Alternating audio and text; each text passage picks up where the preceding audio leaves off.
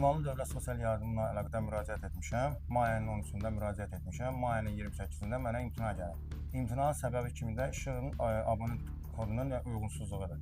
3 ildir mən də bundan əvvəl də 3 il almışam. Eyni sənədlə, eyni abonent kodu ilə sənəd vermişəm. Sənəd də təsdiqlənib. Heç bir uyğunsuzluğu aşkar edilmir. Kanalımıza müraciət edən Şirvan şəhər sakini 3 uşaq atası Rövşən Həbibov bildirir ki, bir neçə ildir az təminatlı ailə kimi sosial yardım alır. Onun sözlərinə görə sosial yardımın müddəti başa çatdıqdan sonra hər il olduğu kimi bu ildə sənədlərini tam şəkildə toplayaraq yenidən müraciət edib. Lakin bu dəfə ona işıq sayğacının nömrəsində uyğunsuzluq olduğu əsas gətirilərək sosial yardımın təyin olunmasından imtina edilib.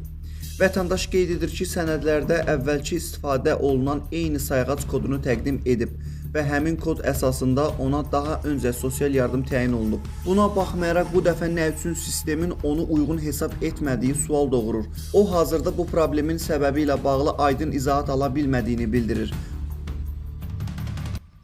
Ünvanlı dövlət sosial yardımına əlaqədar müraciət etmişəm. May ayının 13-də müraciət etmişəm. May ayının 28-də mənə imtina gəlib. İmtinanın səbəbi kimi də işığın abonent kodunun uyğunsuzluğudur. 3 ildir mən də bundan əvvəl də 3 il almışam. Eyni sənədlə, eyni abonent kodu ilə sənəd vermişəm. Sənəd də təsdiqlənib. Heç bir uyğunsuzluğu aşkar edilmir. Bu səbəbdə mənə may 28-də VMTAS-dan bildiriş gəlib ki, sizə müqavilə nömrəsində uyğunsuz olur. Mən də həmənki 3 ilin sənədləri ilə uyğunlaşdırdım, hamısı qaydasındadır. Yəni heç bir uyğunsuzluğu yoxdur. Prosta nə səbəbə görə mənə imtina verilib, 3 ildə aldığım sənədlərlə burada göstərirəm, hamısı yerindədir. Eyni koddur, budur 3 ildə, bu da təzə verdiyim, hamısı eyni koddur. Heç bir uyğunsuzluq aşkar olunmuyor. Prosta mən maraqlıdır ki, nə səbəbə mənə imtina verməlidirlər. Bu nə öz başınalıdır, mən bilmirəm, mənə çatmır. Cənab Prezident əhalinin vəziyyətini, cəmaatın vəziyyətini yaxşılaşdırdığı, cəmaatı süründürmür, bunlar qaldırıb qoyurlar dağ başına. Mən xahiş edirəm, mənim işim araşdırılsın, təzədən mənim işimə baxılsın. May ayının 28-də mənə təsdiq əvəzinə imtina verilib. Xahiş edirəm, mənim işimə təkrar bir də baxılsın.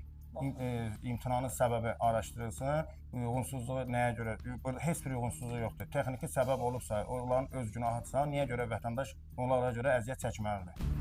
Məsələyə aydınlıq gətirmək məqsədi ilə Əmək və Əhalinin Sosial Müdafiəsi Nazirliyi yanında Dövlət Sosial Müdafiə Fondunun mətbuat katibi Rəşad Mehdiliyə sorğu ünvanladıq.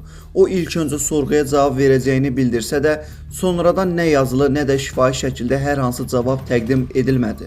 Mirsahib Rahiloğlu, Muğan TV, Şirvan.